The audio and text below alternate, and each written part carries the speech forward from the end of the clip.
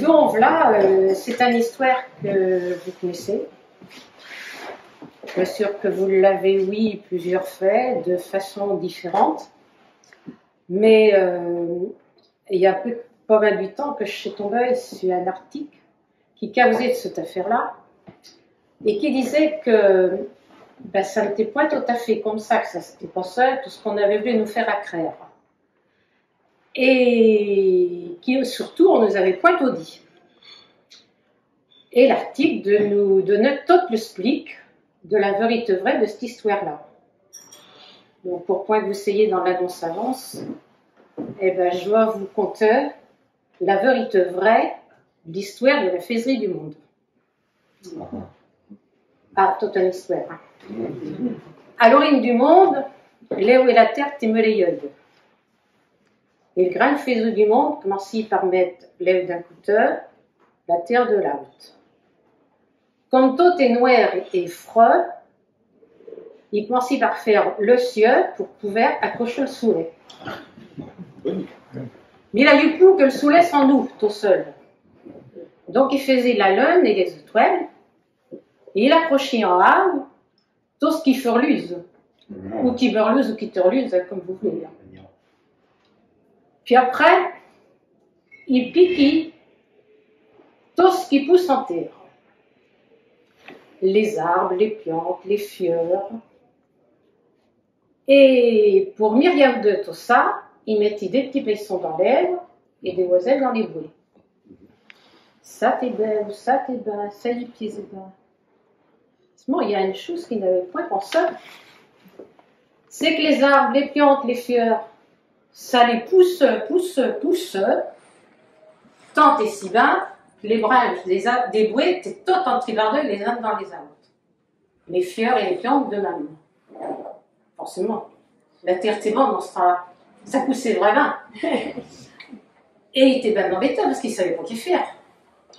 Il ne pouvait pas le rocher, il n'avait point de bouche, point de pressin. Il ne pouvait pas tous l'herbe, il n'avait point de tous l'herbe. Alors, il songeait un petit temps, puis il se disait, et si que je faisais des bêtes, je lui donnerais un ouvrage à faire. Et c'est ce qu'il faisait. Il en faisait des grandes, des petites, des moins grandes, des plus petites, des grosses, des moins grosses, des gros quatre pattes, des canons points, des canons pieds. Et à chacun, il donnait un ouvrage à faire. Peut-être, tu iras paisser l'herbe. Peut-être, tu iras garnicher les pétards, les sansons, les ravenelles, toutes les plantes que tu voudras. Et peut-être, tu iras roucher les branches, les arbres de bouée. Et il disait à chacun, oh, je te donne une 10 ans pour le faire, 15 ans, 20 ans. Toutes les bêtes t'es d'assant, tout allait vraiment. Et il faisait le choix. Le choix, il disait, tu besogneras pour un maître. Tu devras toujours faire, sans rien dire, ce que ton maître te demandera de faire. Pour ça, t'arrachas ou t'arracheras, tu feras. Pour ça, je te donne 60 en œil. 60 en œil, faisait le choix. Mais 60 en œil, c'est quand même belle chose. Tu pourrais-tu pas m'en donner 20, et puis je te redonnerai les autres. C'est le premier avec car écoute, depuis ça dure tout le temps. Je ne sais pas si chez vous ça se passe comme ça, mais chez nous. Après, il dit, bah, ouais, prends donc, 20 en œil, tu leur donnes les autres. Après, il faisait le singe. Le singe, il disait, t'amuseras la petite garçonne. Tu lui feras des grimaces, des singeries, des mines.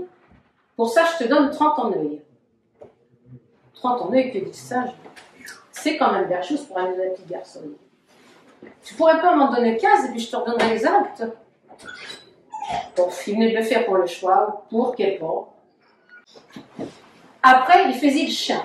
Le chien, il disait, tu resteras si devant le tête de ton guette. Tu guetteras bien tout ce qui se passe autour de terre. Et tu veilleras chaque fois que quelqu'un viendra trop près de l'auteur. Pour prévenir ton guette. Et puis, enfin, il faisait bon.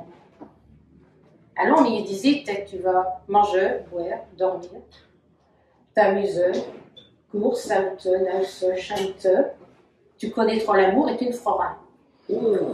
Pour ça, je te donne 20 en œil. 20 en œil que dis donc, c'est quand même pas quelque chose. Tu pourrais-tu pas me redonner les en œil que les actes tournent de c'est pas. Le grand faisceau lui dit, ben, prends-les donc. Et c'est comme ça qu'Astur, l'homme, il boit, il mange, il dort, il chante, il danse, il court, il saute, il connaît l'amour indifférent les 20 premières en œil.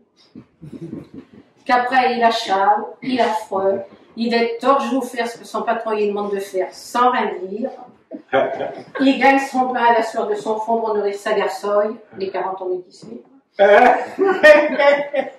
Les 15 août en œil, il amuse sa petite garçonne, il lui fait des singeries, des mines, des grimaces. Et les 15 août en œil, j'en fais partie, Astor, il rassied devant son auteur, il est tout ce qui se passe autour de lui, et il abeille sur tout ce qui bouge. Ça, monsieur, dame, c'est la vérité vraie, la faiserie du monde.